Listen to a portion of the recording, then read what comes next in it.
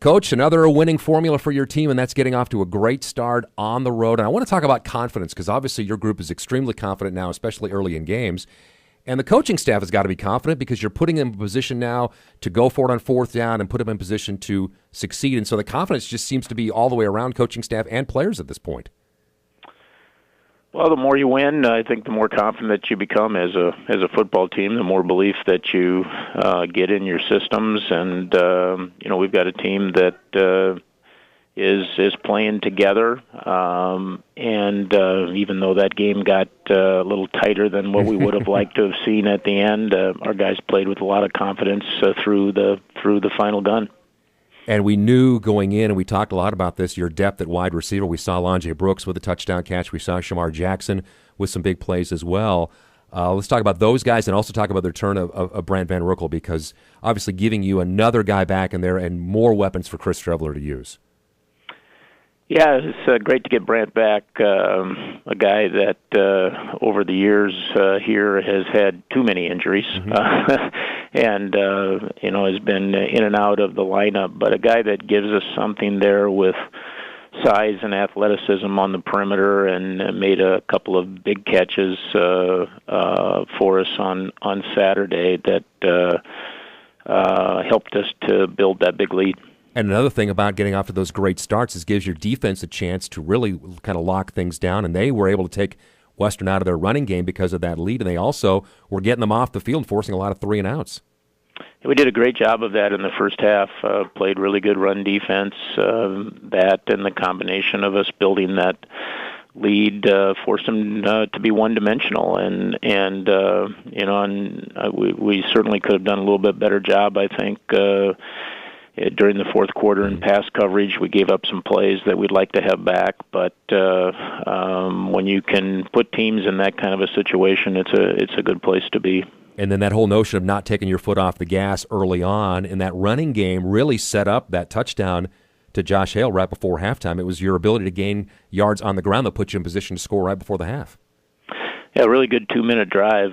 We've had a couple of those this year where we were able to execute and literally score on the last play of the half, and I thought that was a huge momentum swing in the game to take that bigger halftime lead into the break.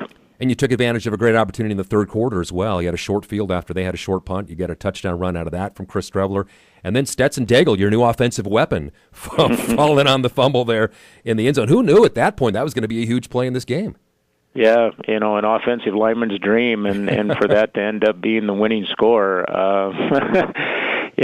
and ironically, we didn't turn the ball over, although we put the ball on the ground twice in that drive. Both times we recovered our own fumble, and to do that in the end zone where that's a potential 14-point swing is a big deal.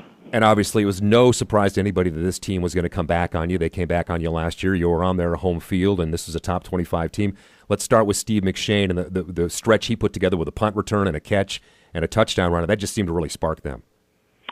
Yeah, there were two big plays there, and late in the third quarter, they threw a long pass where honestly we should have had the receiver double covered and kind of blew a coverage there, which gave them an easy score, and then the long punt return, which set up another easy score for them, and so they put 14 points on the board in just a couple of minutes. And when you have leads, it's one thing to give up a score; it's another thing to give up scores that quickly. And obviously that switched the momentum in the game. And football very much a momentum game, and Western capitalized on that and worked their way back into a competitive position. And obviously, with such a deficit to overcome, they had to throw the ball, and boy, did Jalen Ackland have quite a game. Yeah, he's a very talented receiver, a guy that actually played for us when we were there as a true freshman, overshadowed maybe a little bit over the last couple of years because they had two very talented wide receivers that graduated a year ago, and he's become the go-to guy and just had a brilliant game. And we probably, from a defensive standpoint, certainly could have done some things better. But give him credit, and the fact that not only did he catch the ball, but he had a number of yards after the catch, which was probably the most disappointing part for us. And then your offense, which have been so good all day, you need them to pick up just at least a first down in the final 2 minutes, and they're unable to do that, and you got to kick the ball back.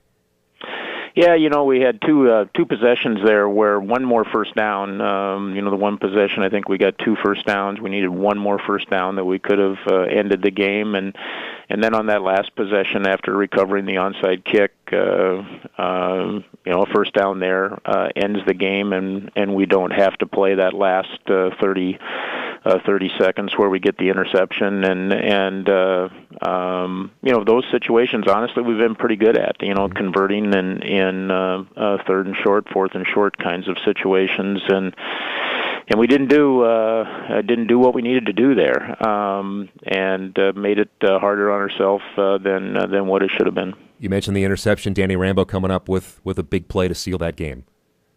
Yeah, it was great to see him. He actually came out for a little while in the game, got dinged up a little bit, but really had a great game. One of our leaders on the defense, and had multiple pass breakups on the day, and the interception to close it. So now back home in a major matchup with Youngstown State coming up on Saturday. And Coach, when you see a team as good as Youngstown State is, but any team that holds the ball for more than 45 minutes in a game, it's tough to beat a team when they do that. Yeah, that was an unusual football game. But they had they're that kind of team. They're very much a ball control offensive football team.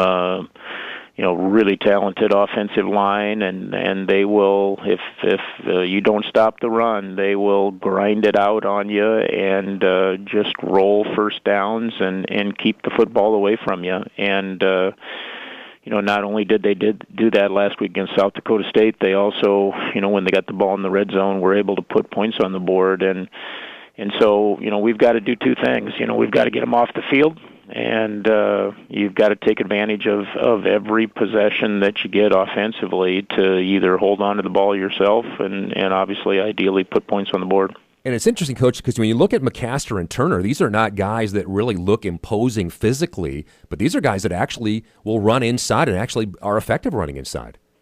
Yeah, they're really good running backs.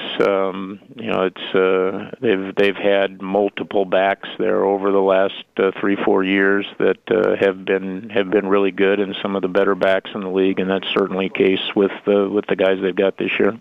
And I know you're happy with Austin Simmons backing up Chris Streveler, but to see what Nathan Mays is able to do stepping in for Hunter Wells. I mean, this is a guy, Mays, that had some starting experience, but just shows the importance of having a good backup quarterback available to you. Yeah, you look at their roster, and they're 3 deep at quarterback. Yeah. All 3 of them have been guys that have started football games and won football games in the Valley. And they're similar types of athletes. They're all dual threat type athletes, bigger bodied quarterbacks, and certainly give them the threat of that position as both a thrower and a runner. And so for your passing attack, obviously a huge test going up against the team that allows the 3rd fewest passing yards. How much of that, though, comes from their ability to put pressure on the quarterback with guys like Justice Reed? Well, it's a combination of things. They play a little different style of defense than what we see from a lot of teams, where they really try to choke down your receivers with the kinds of coverages that they play, and then they have multiple guys in the defensive front that are exceptional pass rushers, and so. They'll blitz some, but really, their forte is 4-man pressure and play coverage, and they do it exceptionally well, and they're extremely fundamentally sound. Is this the kind of game where a Chris Streveler with his mobility can elude that and also give his receiver some extra time to get open? Well, we're going to need to play well offensively. We're going to have to, make sure, number one, that we have some balance and be able to run the football and throw it on our terms. And and not be in third and long when they can tee up on just pass rush, and obviously Chris will have to, create plays like he's done over the first 4 weeks of the season.